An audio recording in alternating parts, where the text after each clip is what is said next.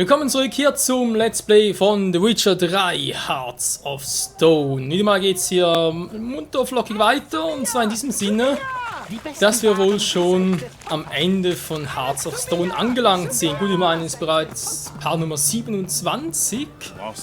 Das ist bei der Durchschnitt noch 30 Minuten pro Folge und das ganze DLC soll nur etwa 10 Stunden beinhalten.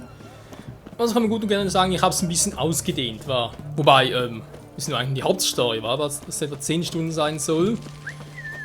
Und der ganz andere Rest und so. Und jetzt, ja, miteinander ganz kurz quatschen, unsere Viper-Ausrüstung plus den Wolfsschwertern. Krass. Okay, keine Krankenzimmer da. Übrigens haben wir die Version 1.11 drauf, weil, hatte vorher noch irgendwie... Shani? Geralt, gut, dass du kommst.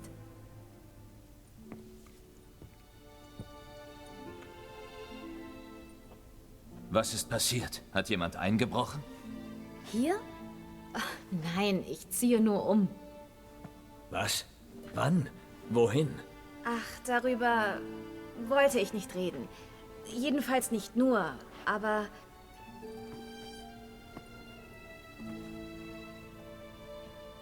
Ich gehe, Geralt. Die Ostfront ruft. In Kedwen. Was ja nicht so weit entfernt ist. Ja, übrigens, wegen 1.11, ich wollte genau diese Quest mit 1.10 starten, aber Shani war irgendwie nicht mehr da. Deswegen dachte ich mir so, okay, irgendwie Bug, muss kurz 1.11 drauf spielen und jetzt klappt's ja. So, also erstmal, jo. Du hast nicht erwähnt, dass du einen Umzug planst. Ich wusste es nicht. Erst seit heute früh. Es waren 2 Soldaten hier. Redanien braucht mich angeblich wieder. Hättest du nicht einfach Nein sagen können? Ach, vielleicht. Aber das wollte ich nicht. Ich will meiner Berufung folgen. Und das geht nirgends besser als an der Front. Redanien, Kedwen. Achso, stimmt, ja, das Ding hat er übernommen, genau. Radovid hat es damals übernommen. Wobei, es ist ja sowieso schon wieder vorbei, wenn du so willst. Radovid ist ja tot und eigentlich die meisten Könige im Norden sind tot. Von dem her, ja. Die leben nicht allzu lange. Der einzige ist dann Kovia Provis, der noch ziemlich lebendig ist. Zumindest mal von den nördlichen Königreichen. Edir, ne, der ist ja auch down. Kannst du es dir nicht überlegen? Geralt, wozu denn? Die Hochzeit, unsere gemeinsame Zeit, das war schön. Aber du hast dein Leben, ich hab meins. Das ist nichts Langfristiges. Das weißt du doch so gut wie ich. Nun, pass gut auf dich auf. Und du auf dich, Geralt. Ja, und das ist wohl der Grund, wieso eben da Shani keine weitere Romanzenoption ist, sondern eben eher so, naja, ein flüchtiges Abenteuer, wie es eben auch mit Kera oder anderen Personen in der Vergangenheit war. Obwohl Shani, sie kennen eben auch noch aus The Witcher 1, oder? Und auch aus den Romanen noch, also gut, wie gesagt, ist ja... Ist ein bisschen schwierig, weil von ihr weiß man zumindest auch ungefähr das Todesdatum aus den Büchern und von dem her dann eine Romanze in den Spielen einzubauen mit Geralt, sprich eine Alternative, oder? Jetzt halt Yen, Triss oder Shani im Schluss. Wäre, glaube ich, ziemlich schwierig gewesen. Und, hast du was über Olgierd erfahren? Tja, ich habe die Bücher bald zugeklappt, weil ich mir dachte, dass ich die Wahrheit nur von jemandem erfahre, der ihn kennt. Hast du jemanden gefunden? Ich musste nicht lange suchen. Ein Kollege an der Akademie, der Assistent von Professor Primitin Schüttlock, sagt, dass Olgierd von Everec sich öfters mit dem Professor getroffen hat. Dabei hat Olgierd offenbar verlangt, dass der Professor etwas erforscht. Der Professor hat sich so hineingesteigert, dass er seine Notizen nicht rausrücken wollte. Nicht mal seinem Assistenten wollte er sie zeigen. Der Professor. Wo finde ich den? Hier in Ochsenfurt. Zurückgezogen in seinem Haus auf dem Akademiegelände. Mit Hexenjägern auf der Türschwelle. Nett. Hexenjäger auf der Türschwelle. Steht er unter Hausarrest? Das weiß ich nicht. Manche an der Fakultät halten ihn für einen Verräter, der sich von den Hexenjägern hat kaufen lassen. Der Assistent wiederum meint, dass der Professor sich von ihnen beschützen lässt. Ich weiß nicht wovor. Und was glaubst du? Dass er ihnen sicher nützlich ist. Ein Fachmann für Schwarzmagie und Okkultismus ist die reinste Fundgrube an Wissen. Wenn er wirklich den Verstand verloren hat, wäre es nicht erstaunlich, wenn sie ihn benutzen. Ich muss mit diesem Professor reden. Ich gehe mit. Die Akademie ist voller redanischer Wachen. Da kommst du nicht alleine rein. Wachen waren mir noch nie ein Hindernis, das weißt du. Aber wenn du diese verwundest, muss ich sie wieder flicken. Außerdem könnten wir einem Freund begegnen. Dann kommen wir ganz leicht rein. Freund vielleicht, der Rittersporn? Weil Geralt hat Shania da damals durch Rittersporn kennengelernt, von daher... Wie stehen denn die Dinge in der Akademie? Du meinst, seit Radovid sie geschlossen hat? Ich will wissen, ob sie gut bewacht ist. Vermutlich nicht. Viele Mitglieder sind in den hohen Norden geflohen. Die Tapferen sind geblieben, haben sich aber als Schneider und Wäscherinnen verkleidet. Warum? Neugier. Die Gelehrten hatten sich offenbar Magiertaktiken zugelegt. Kooperieren sie? Also an die Ostfront. Und dann? Kommt drauf an, wo man mich hinschickt. Wo es auch sein mag. Pass auf dich auf. Mach ich immer. Keine Sorge. Geralt macht's doch immer Sorgen. Ich überlege gerade, wenn jetzt wirklich in die Ostfront geht, von wegen hier Drachen und so, wa? Stimmt nicht ganz, wäre eigentlich hier oben und dann wäre... Kedwin wäre hier... Moment mal. Kedwin ist doch hier und hier oben ist doch Aedion. Doch, glaube ich, irgendwie so aufgeteilt, war. Ja, fragen wir hin noch, ob es irgendwann mal ein Witcher-Spiel gibt, wo wir endlich mal alles irgendwie erforschen können. Wirklich komplett alles, die ganze Welt und so. Weil da wäre eine gigantische Welt, da kommen sogar mit 1000 Parts nicht durch. Auch wenn du irgendwie stundenlang machst. Wir nehmen hier so Zintra und Tusa muss ja weit unten sein, bin ich schon mal sehr gespannt drauf. Weil ich mich schon frage, wieso im Blut und Wein Tusa hinzufügen, also sprich Nilfgaard und wenn man doch hier oben da Kedwin, Erdin. Gut, ich meine, wir hatten das schon bei The Witcher 2 zum Teil zumindest. Ich meine, freigehen kannst du meistens ja eh nicht.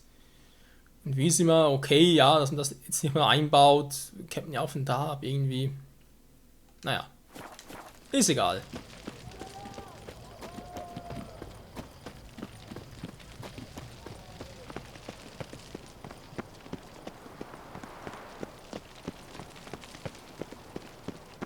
Wir gehen, wir gehen.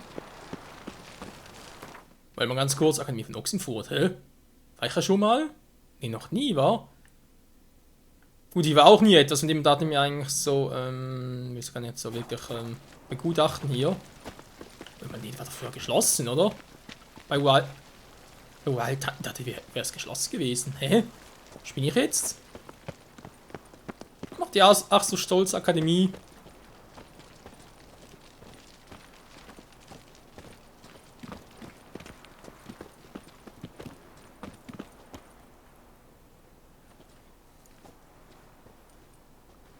Halt! Auf Befehl König Radowitz darf niemand die Akademie betreten. Nicht mal Dozenten? Niemand heißt keiner. Na, du bist ja ein Pedant geworden, Norbert. Als ich dich wieder zusammengenäht hatte, warst du viel freundlicher. Wie geht's denn dem Knie? Ganz wunderbar. Als wäre nie ein Fall drin gewesen. Du kannst dich glücklich schätzen. Wenn ich mich nicht dazu entschieden hätte, dich zu operieren, wärst du auf ewig ein Krüppel. Bruno? Vielleicht können wir sie reinlassen. Sie ist anständig. Die klaut nichts. Na gut. Aber alleine. Der Hexer erregt zu viel Aufmerksamkeit. Für den will ich mich vom Hauptmann nicht anraunzen lassen. Pass auf. Ich gehe rein und helfe dir dann, hinten reinzuschleichen. Und wie? Weiß nicht. Ich denke mir was aus. Auf der Flussseite sind normalerweise viel weniger Wachen. Geht klar. Gut, lasst mich rein.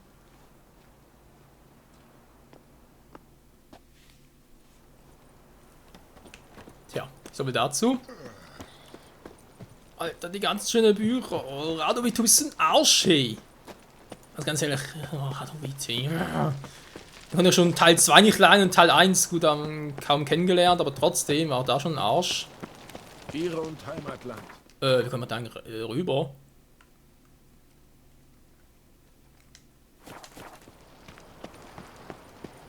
Zumindest so eine große Verletzung. Das wäre jetzt eine gute Frage, oder? Ich meine, könnt ihr mal einen Sprung ins Blaue riskieren? Bevor speichere ich mal noch. Man weiß im Spiel nie.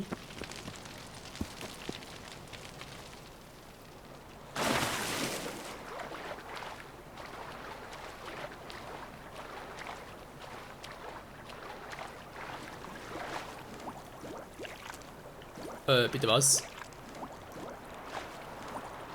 Ja. Hier kannst du es tun, da kannst du es nicht tun. Ist klar, verstehe. Oh. Auch da sollte mal klar, dass die auftauchen müssen. Servus!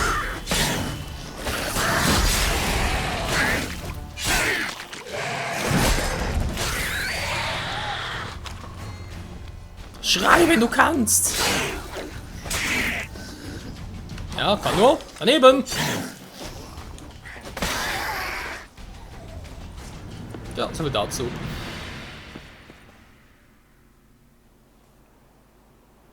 Geralt! Psst. Bist du da? Ja, bin ich. Schnapp das Seil.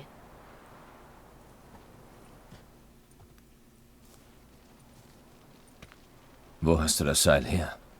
Lange Geschichte. Aber wir haben es geschafft. Professor Schüttlocks Haus steht am Ende dieser Straße. Hexenjäger bewachen die Tür. Ich glaube nicht, dass ich die bequatschen kann. Du warst schon eine große Hilfe, Shani. Danke. Schon gut. Du hättest dasselbe für mich getan. Wenn du mich noch mal sehen willst. Ich bin zu Hause. Muss noch eine Weile packen. In Ordnung. Bis dann. Ja, vielleicht gibt es da noch einen zusätzlichen Part, wa? So, was wenn man das sind jetzt also Hexenjäger, toll.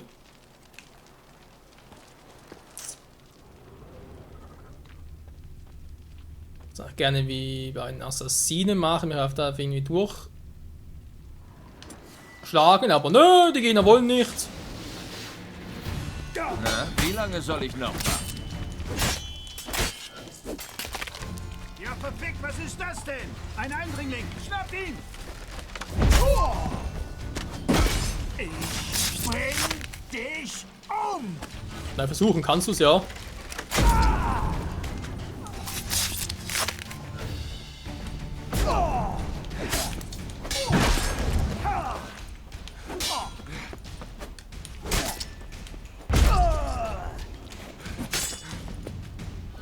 Toro! Toro! Und im Arsch. Ei! Ja, also ich glaube sogar, die können sogar Shani nicht mehr annähern, von dem her. Naja. Die schöne Akademie. Gibt es hier eigentlich nichts zum Abstauben und so etwas? Kann ja wohl nicht wahr sein. Nichts oder echt nichts. Verdammt! Verschlossen. Ich brauche einen anderen Eingang. Hat er vielleicht ein Fenster vergessen? So, das Spiel kenne, ja. Also hätte ich echt schwören können hier bei Wild Hunt von Update hier, es wäre alles zu gewesen, aber gut, vielleicht täusche ich mich da echt.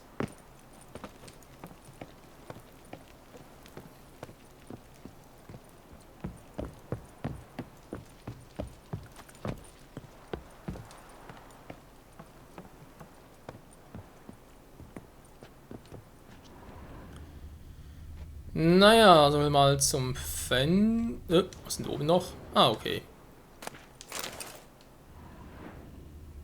Nur so etwas, nichts Interessantes. Ich würde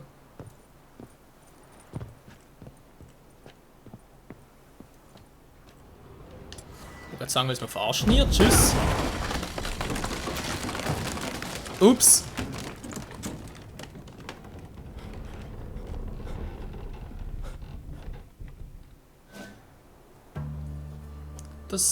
Ich hatte auch schon mal klügere Ideen. Ah, da fällt ja bald alles auseinander. Was ist denn das, ey? Ich meine, so lange ist die Akademie auch nicht geschlossen. Ja. Darf ich bitte mal, ich will das da unten angucken. Achso, es war von oben. Ich dachte schon, wäre irgendwie ein Schal oder so etwas. Ein Silberlahmen.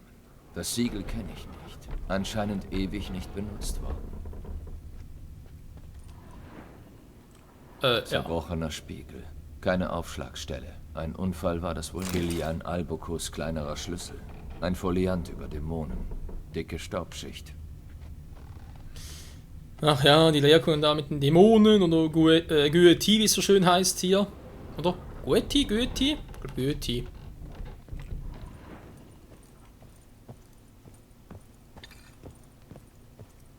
Franco, bist du das? Lass die Bettpfanne an ihrem Platz. Und nimm den Teller mit, ich esse heute nichts. Professor Schüttlock? Wer zum Teufel? Wie bist du reingekommen?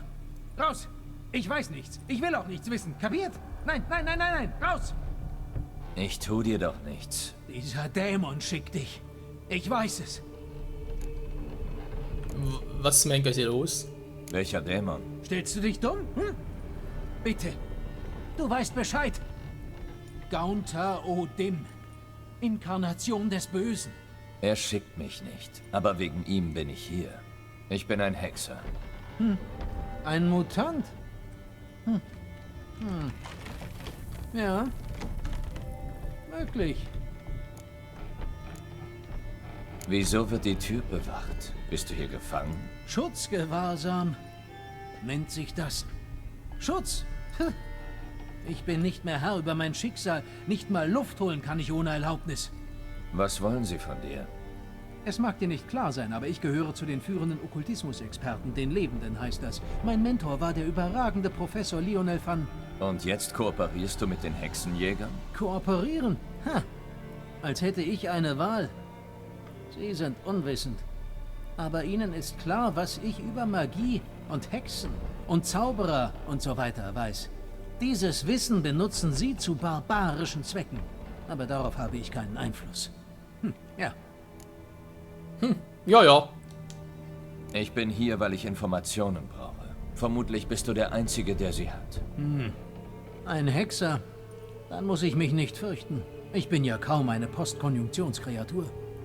Was wollte Olgierd von Everec von dir?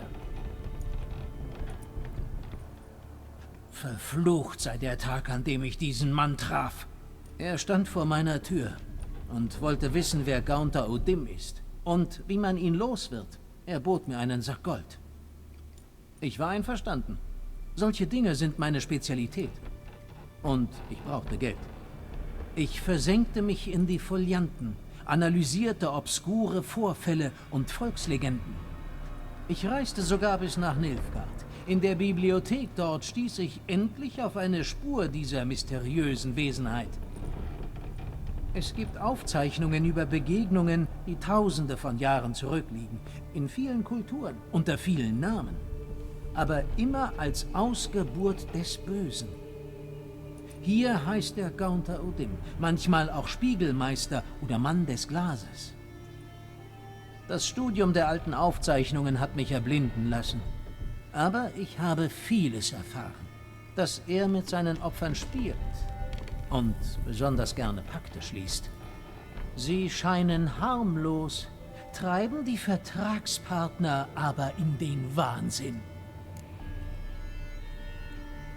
Wie bei Olgierd war, weil ich vermute langsam, dass Olgierds Ziel eigentlich war, ja eben, wir haben es ja vor ein paar Parts gesehen mit seiner Frau oder Iris und dass alles so schön war und so, und Iris wollte einfach den Moment nur genießen, hat so gesagt, ja, würde der Moment niemals enden, und ich schätze mal, Olgierd hat das wörtlich genommen und wollte eben das erreichen, dass er und Iris eben unsterblich werden.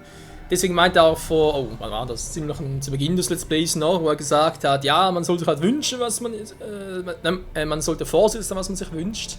Dass er kein Fluch war und so, als Denkmal, dass irgendwas eben da schief gelaufen ist, und naja, also er ist unsterblich und nicht so, wie er es gerne hätte. Vermutlich hat er deswegen seine Gefühle verloren und weil er seine Iris nicht mehr liebt, aber wusste, dass er sie liebt und lieben sollte.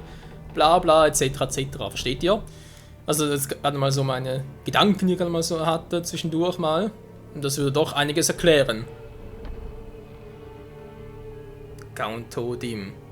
Tja, Olgierd unsterblich, aber erfüllt nichts mehr. Weißt du noch mehr über den Mann? Gaunter O'Dim ist kein Mann. Er ist das Böse. Das Böse, das viele Formen annimmt. Vergiss ihn. Oder stirb. Du lebst noch. Leben in ständiger Angst, nach dem, was ich über ihn weiß. Ich würde so gerne mal einen Fight zwischen ihm und Eredin sehen. Das wäre einfach so geil. Gut, ich glaube nicht, dass Eredin eine Chance hätte, aber es wäre trotzdem mal geil zu sehen, wie so ein Gauntlet ihm mal richtig in den Arsch aufreißt. Ob Ciri vielleicht eine Chance gegen hätte mit ihren Kräften, wenn sie vollständig kontrollieren könnte. Du, keine Ahnung. Ich glaube, Gauntlet ist da eine ganz andere Liga, der ist irgendwie jenseits von allem Guten und Bösen. Haha, Bösen versteht ihr? So. Was ist das für ein Kreis? Was bedeuten diese Runen? Sie schützen mich. Hier kann das Böse mich nicht erreichen. Woher weißt du das? Er hat es mir selbst gesagt. Er hat mich einmal besucht. Faszinierendes Treffen. Ich war schon blind, aber ihn konnte ich sehen. Er lächelte mir zu, behauptete, mein Interesse sei ihm eine Ehre. Er wollte sich bedanken und sein ebenbürtiges Interesse an mir bekunden. Er zog diesen Kreis und sagte, darin sei ich sicher. So zeigt er sich erkenntlich, weißt du? Hast du ihn je verlassen? Hättest du ihn reden hören, würdest du ebenso wenig wie ich zweifeln, was dann geschieht. Dann wäre er wohl sofort tot, wa? Das Problem ist halt, den Kreis lässt jetzt nicht. Okay, er hat ja zu essen, zu trinken, er ist so blind, aber etwas hören muss er trotzdem. Das ist nämlich gleich, naja, die Decke über dem Kopf zusammenbricht, von dem er nützt mir auch im Kreis nichts.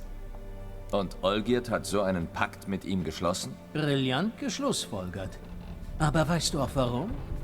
Er stammt aus einer wohlhabenden, einflussreichen Familie.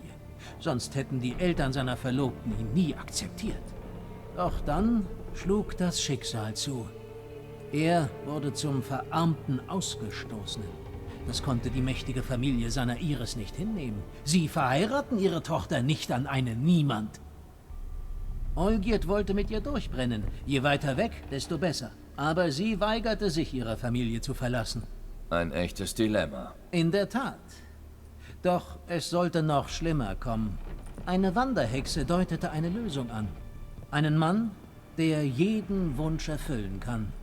Sein Name, der Spiegelmeister. Der Rest ergibt sich. Olgierd und Odim treffen sich. Es gibt einen Wunsch, einen Pakt, der mit Blut besiegelt wird. Und einen Preis, der gezahlt werden muss. Olgierd musste einen geliebten Menschen opfern. Odim liebt schwierige Entscheidungen. Er wusste, wen Olgierd liebte, seine Verlobte und seinen Bruder, Wlodimir. Olgierd traf seine Wahl, heiratete seine geliebte Iris und erlangte sein Vermögen zurück.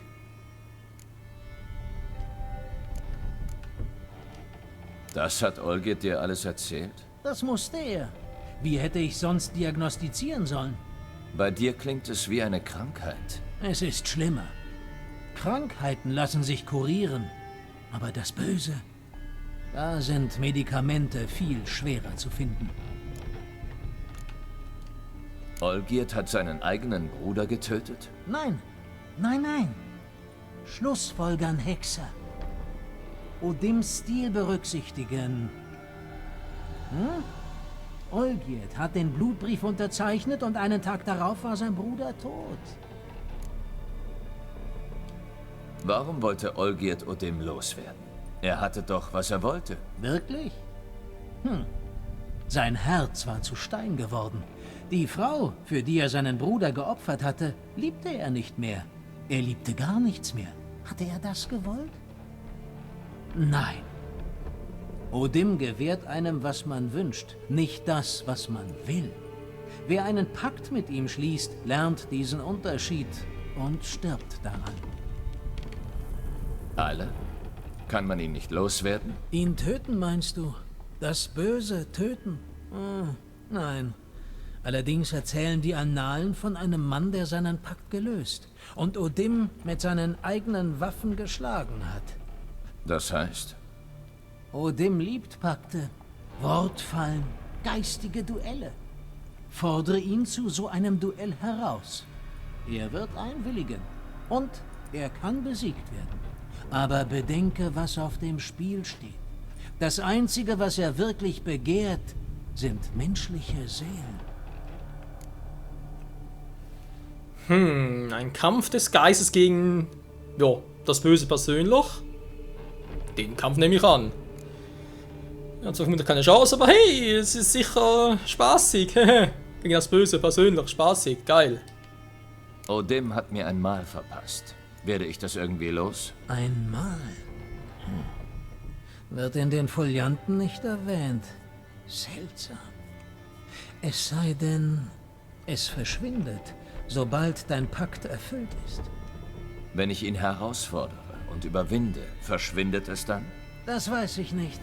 Der Mann, der ihn überwunden hat, trug kein Mal. Ja, toll. Danke, das hilft mir weiter. Gut. Sehr gut. Ah, nach all der Zeit in Gefangenschaft und Angst, mal wieder nützlich zu sein. Wie wohltuend.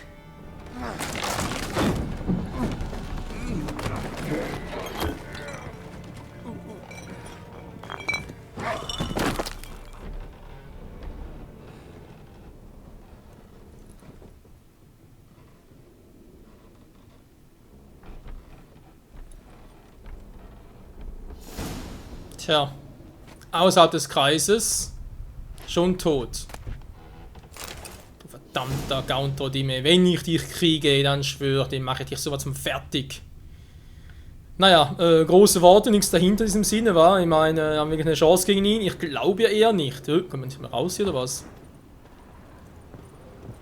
Achso, falsche Tür, Entschuldigung.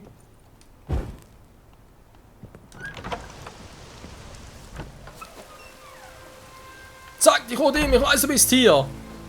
Arsch mit Ohren, ey.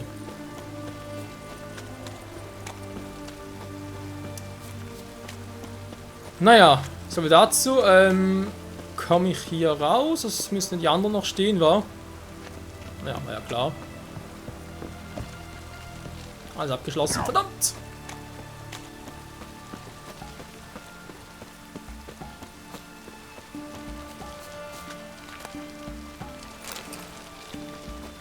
Jetzt war gerade eigentlich nicht, aber egal. Ja, ich würde sagen, wir gehen nochmal ganz kurz bei Shani vorbei und dann treffen wir uns mit Olgierd beim Tempel von Lilani, aber erst in der nächsten Folge wieder. Also doch noch relativ interessant und das würde ich dann doch so für sich ein Part einzeln stehen lassen. Gaunter-Dim. Also doch so ein Arsch mit Ohren, wie ich dachte. Nur eben noch viel, viel mächtiger. So kann ich hier runterspringen, ich hoffe schon! Sind noch ein paar Schiffe hier, wa? Ja, übrigens habe ich vorhin noch erwähnt, von wegen, ja, Wüste mal besuchen, verstehe ich, weil können wir bereits in den Vorgängerspielen. Das stimmt, aber Oxenfurt kann man in den Vorgängerspielen ja auch schon. Das kann man jetzt auch wieder komplett besuchen hier. Vielleicht doch noch irgendwie nochmal Wüste mal komplett einbauen, nicht nur das Schloss selbst. Wäre schon nice. So, das, aber egal, jetzt müssen wir erstmal wieder weiter gucken. Und ich muss hier wieder hochkommen, das ist natürlich ein bisschen schwieriger. Okay, Spielzeichen, ich muss da durch. Ah, ja, vertrau auf das Spiel führt dich schon ziemlich gut.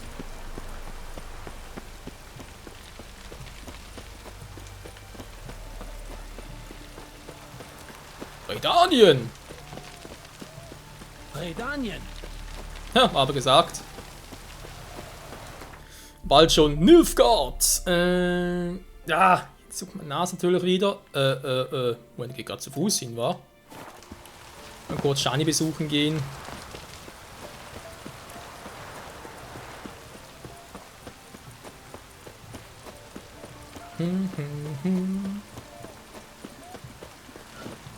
Lang lebe Raduvid. So lang war es gar nicht. Hä? Jetzt bin ich aber gerade falsch, wa? Naja, aber eben falsch, wollte gerade sagen, nee, Alter. Gerade einen kleinen Schreck gekriegt. Das von wegen, nee, kann wohl nicht sein. Shani, wo bist du? Deinesgleichen steckt einen an. Mit Miesmacherei und Fahnen. Ja, du mir auch.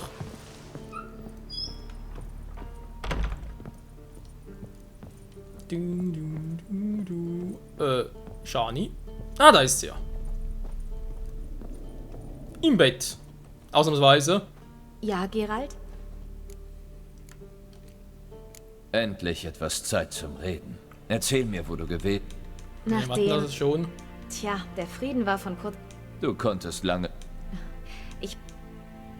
Du weißt eben. Stimmt. Partie gewinnt noch, bin allerdings noch Bis zu schwach später. dafür. Das, wie gesagt, dann bei New Game Plus wieder. Nun gut, Leute, wieder mal Dank fürs Zusehen hier bei The Witcher 3 Hearts of Stone. Es war trotz allem jetzt noch ein interessanter Part. Wir haben viel erfahren, vor allem über Gaunt O'Dimm. Ich gehe nochmal ganz kurz zurück, und zwar, um nochmal meine Schwerter, meine Rüstungen aufzubessern. Und dann, tja, was man machen könnte, war, noch gar nicht gemacht habe.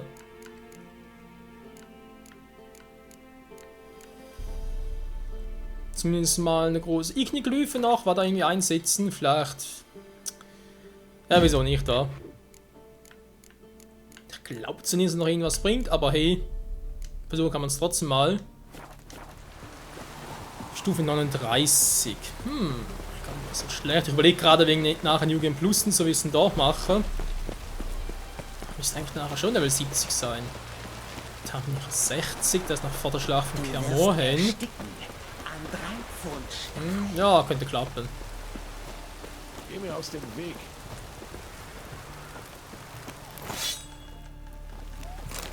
So, Passt doch ist aber auf. hier auch fertig, lustig, Leute. Und dann runter und in der nächsten Folge beginnen wir uns zu Olgierd und zu Gaunt O'Dimm. Ziemlich sicher, dass der das sein wird. Und wie es dann ausgeht, Geralt von Riva gegen Gaunt O'Dimm, den Man of Glass, den Spiegelmeister. Das wird ein richtig hartes Duell. Und bis dahin sage ich danke fürs Zusehen und hoffe, dass wir uns dann wieder. Ciao zusammen!